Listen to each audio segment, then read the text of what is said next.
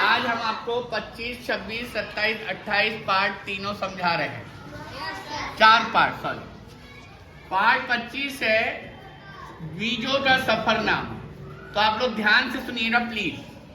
बीजों का सफरनामा, सबसे पहले ये समझिए कि बीज जो होते हैं उनका सफरनामा क्या मतलब कि बीज जो पेड़ पौधे होते हैं उनको उगाने के लिए हमें क्या चाहिए होता है? बीज की आवश्यकता पड़ती है। किसकी आवश्यकता पड़ती है बच्चों? बीज की। जैसे तुम छोटे होते हो वैसे ही पेड़ पौधे भी छोटे होते हैं, बड़े बनते हैं। हम लोग जल्दी जल्दी होते हैं, उनको 50-100 साल से भी ज्यादा लग जाते हैं। हम 10 साल में, 20 साल में, 30 साल में बड़े हो जाते हैं, है ना? तो वो लोग 100 साल, 50 साल, 200 साल, 500 साल, इतने साल तक बढ़ते रहते हैं। तो पेड़ पौधों का जिंदगी बहुत लंबी रहती है, हम लोगों की जिंदगी बहुत छोटी होती है। 100 साल में तो हमारी जिंदगी खत्म, बिल्कुल। तो हम जो बता रहे हैं, तो बीज सबसे पहले जमीन में बोए जाते हैं। क्या किए जाते हैं? जमीन में बोने के बाद उसमें पौधा और पौधा लगाया जाता है, पौधा लाकर, और उसमें पानी, मिट्टी और धूप की सहायता से वो पेड़ पौधा बढ़ने लगता है। धीरे धीरे पौधे से पेड़ बनने लगता है और फिर उसमें से फल आते हैं। आप सोचोगे सफरनामा मतलब, सफरनामा एक उर्दू फारसी शब्द है, उर्दू शब्द है। तो उसका इधर बात मत कीजिए। उसका जो होता है सफर यानी यात्रा, क्या होती है? सफरनामा यानी यात्रा। सफरनामा यानी यात्रा की कहानी, यात्रा की। चुप, बिल्कुल चुप। यात्रा की कहानी, यात्रा की कहानी, हम उसी के बारे में पढ़ रहे। आप लोग का 25 पार्ट खुला हुआ है, नहीं खुला हुआ है? बात मत कीजिएगा प्लीज। तो आपकी तरफ से अभी भी बात आ रही है। बीजों का सफरनामा, फिर यात्रा की कहानी, बीजों की यात्रा की कहानी, सरल शब्दों में।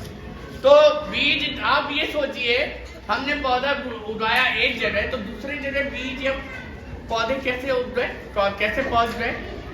कभी कभी आपने सोचा होगा कि छत पे भी पौधे उगाते, दीवार पे भी पौधे उगाते नहीं उगाते? तो वो पहुंचते कैसे हैं? सोचा है कभी? कैसे पहुंचते होंगे? हाँ, बता सकते हो कोई? हवा से। Very good. क्या नाम है बेटा आपका? हाँ, और फिर बता। चिड़ियों के पंखों में फंस के। वेरी गुड भावेश चावला, बहुत अच्छे। बस। तो बहुत अच्छे, है ना? चिड़ियों के पंखों से। वेरी गुड, बहुत अच्छे, समझदार हो। हाँ, और हाँ, जानवरों के द्वारा, है ना? गोकुल का एक बीज होता है, जो उसमें कुंदा होता है, वो जानवरों के पूंछ और बालों में फंस जाता है ना? होता है, नहीं होता है? तो जानवरों से, पक्षियों से, हवा से और पानी के द्वारा बीज एक जगह से दूसरी जगह पहुंच जाते हैं। अब जानवरों से कैसे समझते हैं? किसी ने फल खाए या किसी जानवर ने फल खाए?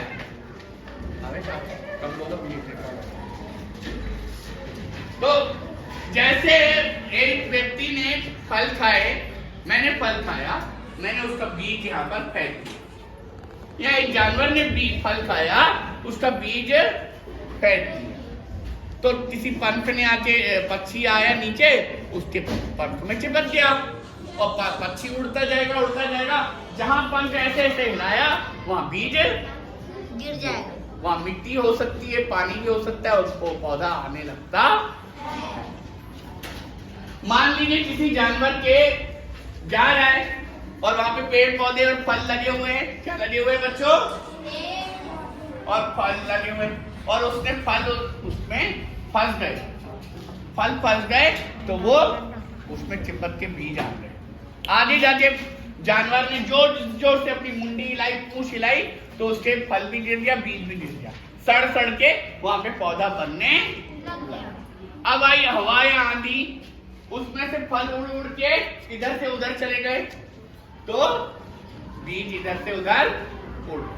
पानी से क्या होता है कि जैसे नारियल का पौधा जो होता है, नारियल का पेड़ जो होता है समुद्र के किनारे होता है। किसके किनारे?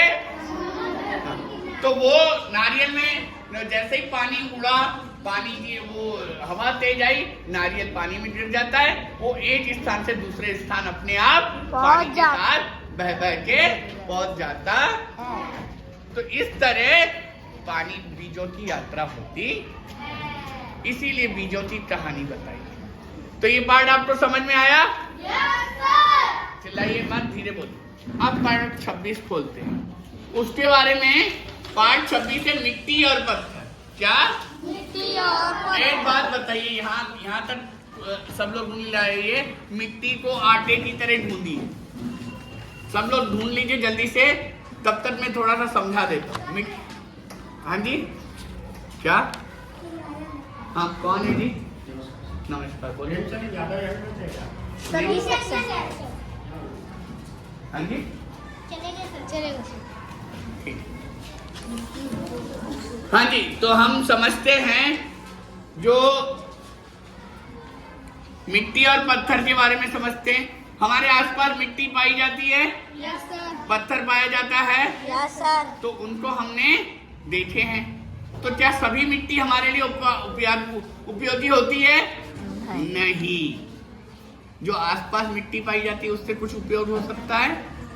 नहीं हो सकता। सारी मिट्टी उपयोगी नहीं हो सकती, सारी मिट्टी खेती के लिए उपयोग नहीं हो सकती, सारी मिट्टी से खिलौने नहीं बन सकते, सारी मिट्टी से कुछ काम नहीं हो सकता।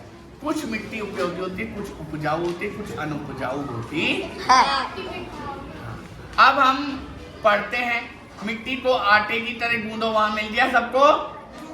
मिल गया, नहीं मिला? हाँ, यहां से पढ़ेंगे, यहां से पढ़ेंगे हम।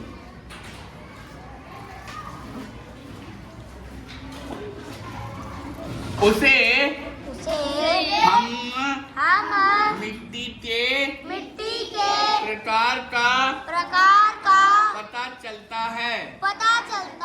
पूरा व्रत बन जाए, पूरा व्रत बन जाता है तो यह चिकनी मिट्टी है। अगर वो व्रत बन जाता है तो ये कौन सी मिट्टी है बच्चों? चिकनी मिट्टी है। कौन सी मिट्टी है बच्चों? चिकनी मिट्टी। चिकनी मिट्टी।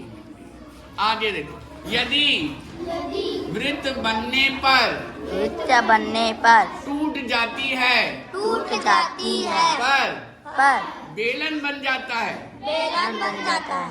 तो यह मिट्टी दोमट मिट्टी है। माना व्रत बनने पर वो टूट जाता है और बेलन बन जाता है तो ये कौन सी मिट्टी है? दोमट मिट्टी है। आगे, यदि बेलन पर गेंद बन जाता है तो यह मिट्टी रेतीली दोमट मिट्टी है। मतलब ये अगर यह मिट्टी माना जो है, अगर बेलन से टूटकर गेंद बन जाती है तो यह रेतीली दोमट मिट्टी।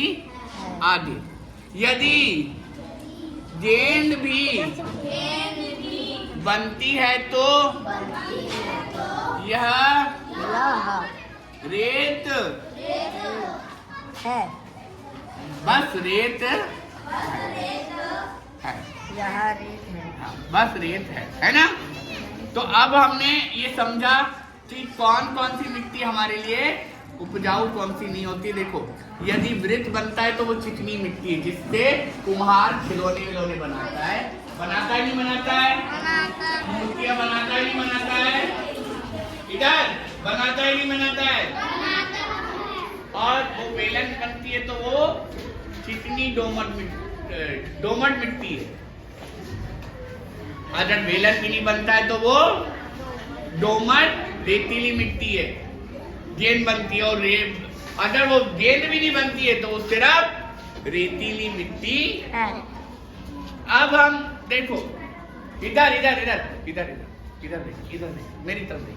बाद में आप लोग बात कर लेना, पाठ समझा दे फिर आप। उसके बाद हम जो पढ़ रहे थे, तो मिट्टी, चिकनी मिट्टी से हम खिलौने बनाते हैं, और कुछ मिट्टी जो उपजाऊ होती है, जो खेतों में पाई जाती है, उसकी भी किसान लोग जांच करवाते हैं। क्या करवाते हैं बच्चों? जांच करवाते हैं। ये इस मिट्टी में गेहूं उगेगा, चावल उगेगा, या उपजाऊ है या ना है। नहीं। उसके बाद एक मिट्टी होती है रेतीली मिट्टी। रेतीली मिट्टी जिससे सिर्फ रेत होता है, रेत से मकान आदि बनता है। बनता है, नहीं बनता है? बनता है सर। और एक होती है काली मिट्टी, जो मुरम के टाइप होती है, जो मकान बनाने से पहले जमीन को ऊंची की जाती है, नहीं की जाती है? की जाती है सर। उसके बाद ए बच्चों इधर सुनिए, यस सर। आप लोग फिर बात करने लगे, गलत बात है। एक चुप। उसके बाद मिट्टी आप लोग बनती कैसे? पत्थर से बनती है। पत्थरों को हथौड़े से चूड़ा पहले तोड़ा जाता है, वो हथौड़े से नहीं टूटते, तो बड़ी बड़ी मशीनों से तोड़ तोड़ के उसको मिट्टी बनाया जाता है। आया समझ में? Yes sir. तो हमारे लिए मिट्टी और पत्थर भी बहुत उपजाऊ है। अब आते पाठ 27 पे, जो जहाँ पर कविता है वहां पर, लेकिन आप लोग सीटी वीटी मत बजाइए प्लीज।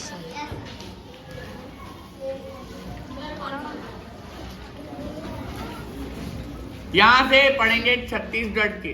मिल गया सबको? अब मेरे साथ ये कविता दोहराएंगे, फिर उसके बाद हम आपको ये पाठ समझाएंगे। छत्तीसगढ़ के हल्दी घाटी, माटी सोना थान के,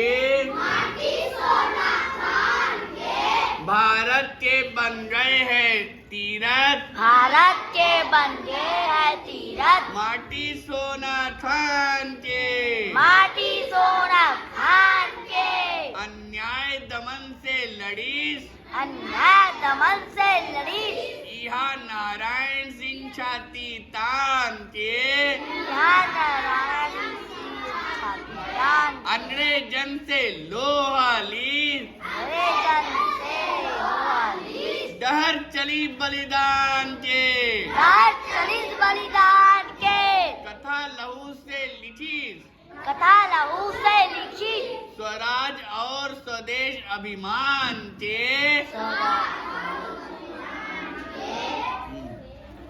हसत हसत फांसी माँ चढ़ गए, प्रिय हो गए भगवान के, वो शहीद के जन्मभूमि, वो शहीद के जन्मभूमि, ए माटी सोना खान के। अच्छा लगा? Yes sir. अब और सुनाएंगे, ठीक है? अच्छा लगा ना? Yes sir. चलो एक कविता और सुनोगे? Yes sir. क्योंकि इस पार्ट में ये कहा गया था, और कोई कविता भी आती है तो सुनाओ, तो उसको ध्यान से सुना, ये किसी ने लिखी है, ध्यान से सुनना, सीटी वीटी मत बजाना प्लीज। भारत के हे मातृभूमि तेरी सौगंध, तेरी ख्याति विश्व में फैलाएंगे हम, तेरे बालक है माँ, तेरे लिए कुछ भी करने को तैयार है हम, अगर लड़ना पड़ा तूफानों से लड़ने के लिए तैयार है हम, जरूरत पड़ी तो शीश काट कर तेरे चरणों में चढ़ा देंगे माँ, हमको माँ तेरी सौगंध, तेरी आन बान पर आँच न आने देंगे हम, हे मातृभूमि तेरी सौगंध, तेरी ख्याति विश्व में फैलाएंगे हम, तेरी भूमि पर जन्म लेकर सौभाग्य उदय हुआ हमारा, तेरे चरणों की धूल पाकर भविष्य उज्जवल होगा हमारा, जय घोष का नारा लेते हुए सदा आगे बढ़ते रहेंगे हम, लेते हैं फिर से यह प्रतिज्ञा, उच्च शिखर तक पहुंचाएंगे हम, हे मातृभूमि तेरी सौगंध, तेरी ख्याति विश्व में फैलाएंगे हम, हे मातृभूमि तेरी सौगंध, तेरी ख्याति विश्व में फैलाएंगे। अब आगे इस पार्ट को समझ देते हैं। इस पार्ट का नाम है छत्तीसगढ़ का सपूत। होता यह है बच्चों, वीर नारायण सिंह के बारे में बताया जाए। वीर नारायण सिंह आपके छत्तीसगढ़ में जन्मे हुए थे और ये सोना थान में रहते थे। कहाँ रहते थे? सोना खान। सोना थान इधर बलौदा बाजार साइड पड़ता है। ये इधर सुनिए प्लीज। तो सोना थान जो होता है इधर, प्लीज सुनिए आप लोग, प्लीज ध्यान से आप इधर सुनिए। और होता ये सोना थान की जमीन पे उसके पापा भी पहले राजा थे। पहले राजा उनका राज रहता था। किसका राज रहता था? राजा लोग। आज तक प्रधानमंत्री और मुख्यमंत्री रहते हैं, पहले राजा रहते। कौन रहते थे? तो राजा जो बोलता था उसका माना जाता था।